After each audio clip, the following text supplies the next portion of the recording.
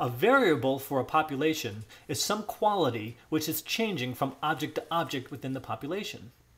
We use traditional variable names like x to represent a variable, and keep in mind that variables are usually associated with questions that we have about the objects in the population.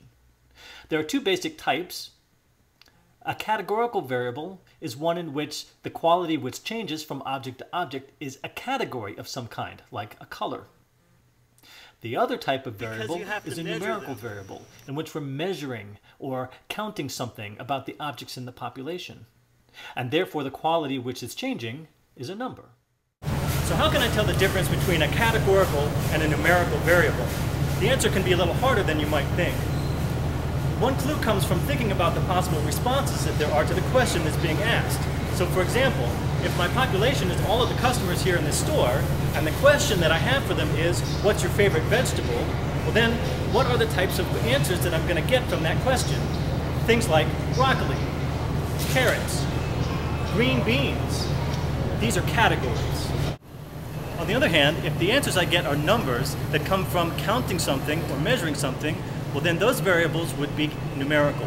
For example, suppose my population is all of the bananas that are here in the grocery store, and the question I have is, how much do those bananas weigh? Well, the answer I get is a number, in this case 2 pounds. So that variable would be numeric. You have to be careful though, because some people use numbers just to be labels for a category. So for example, the UPL code on the fruits and vegetables in this grocery store are numbers, but they really represent categories, because really these numbers are just being used to label the types of fruits and vegetables that are in the store. So even though the answers to my question, what is the UPL code, are numbers, really that's a categorical variable. Okay, yeah, so what's your favorite vegetable? Probably tomatoes. Tomatoes? To be honest. Is that a number? No, that's, never mind. A numerical variable can be broken down into two basic types. A discrete variable is one in which the variable can take on only certain numbers.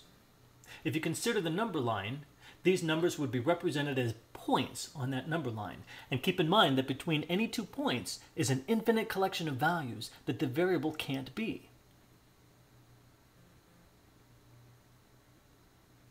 A continuous variable, on the other hand, is one in which the possible values are any decimal number within a certain interval.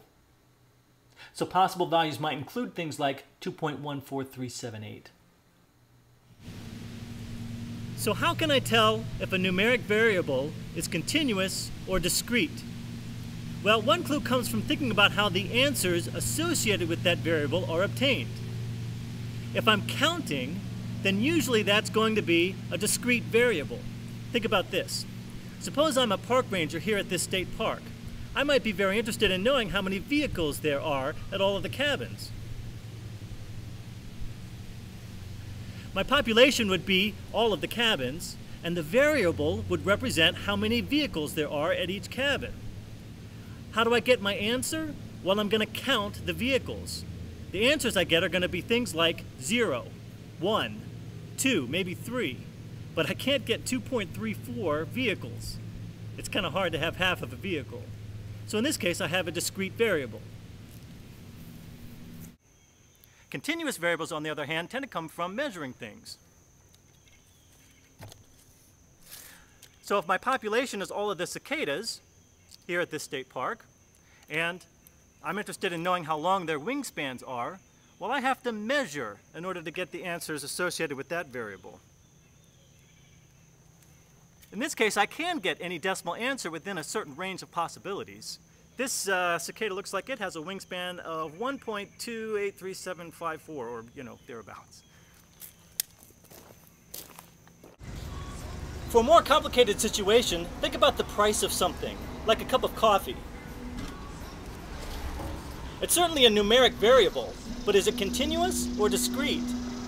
Well, in this case, I can get some decimal answers, like 1.89, for example, if a cup of coffee costs $1.89. But I'm still limited. I can't divide a cent in half. So in this case, I can't get something like 1.893. This is still a discrete variable. We also have some terms that we use to describe the number of variables or questions that we have about a population. If we have one variable, then we will call it a univariate data set. Uni means one, as in a unicorn with one horn, or a unicycle with one wheel. If we have two variables about a population, then we will call that a bivariate data set. The prefix bi means two, as in a bicycle with two wheels. Then, if we have more than two questions or variables about a population, we'll use the term multivariate. Multi, as in multigrain, means many. The drink menu on this card represents a univariate data set. Don't be confused by the two columns. The first column represents only the objects in the population. There's only one variable here, which is how much those drinks cost. Now suppose that in order to keep track of where their visitors are coming from, rangers at a state park ask for two pieces of information: the state and the zip code of each visitor. Well, that would be a bivariate data set because there are two pieces of information. And by the way, both of those are categorical.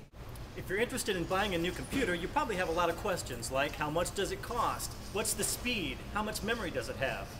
The collection of all of the computers, being the population, together with all of that information, make a multivariate data set. Gee, I wonder if I can get them to throw in this SpongeBob typing video for free. Okay, so here's an example to test yourself.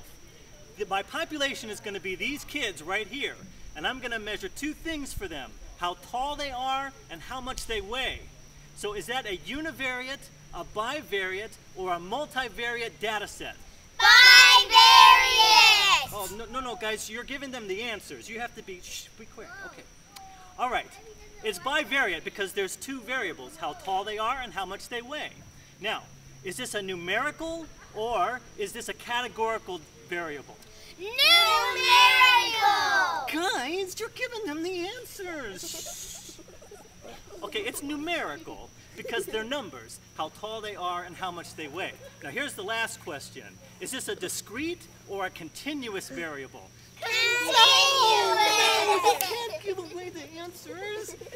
It's continuous because you have to measure them.